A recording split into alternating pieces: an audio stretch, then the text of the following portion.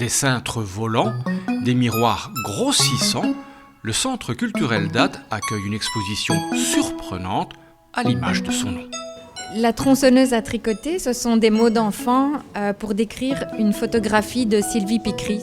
C'est pas une machine à laver. Ce projet vient de l'envie en fait de récolter les histoires des enfants, car on peut tous constater que dans une exposition d'art contemporain, quand on y va avec des enfants, ils font plus parler leurs émotions face à l'art. Peut-être qu'elle a regardé quelqu'un qui est blessé.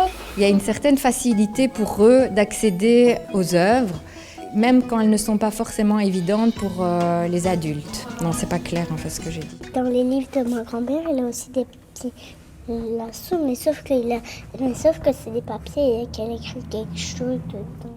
On est allé avec une sélection des œuvres sous le bras dans l'école de Condorcet, donc la Haute École Condorcet, qui forme des futurs enseignants, en préscolaire plus particulièrement, puisque qui mieux que des futurs enseignants connaissent les enfants et ce qu'ils pourraient raconter, comment les faire parler en quelque sorte et comment récolter tout ça pour les mettre en forme pour cette exposition.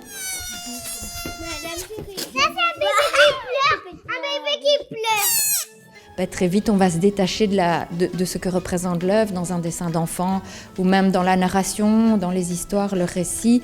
Très vite, ils vont inventer, ils vont être créatifs et en fait, c'est ce que nous, en tant qu'adultes, on n'a plus vraiment en regardant l'art contemporain. Et je pense que c'est la clé qui manque à chacun, c'est de reprendre en quelque sorte son regard d'enfant.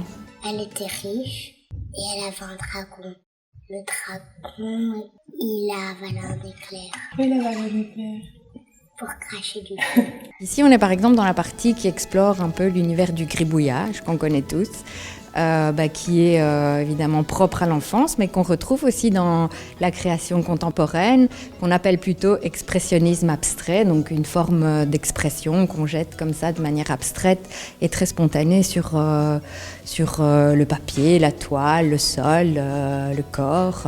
On est tous passés par là quand on était très jeunes, mais aujourd'hui, peut-être qu'on se retient un peu, on se retient de le faire, on se retient de le comprendre. Et donc cette exposition, grâce au regard des enfants qui de nouveau donnent leur point de vue sur les œuvres, on y accède peut-être plus facilement.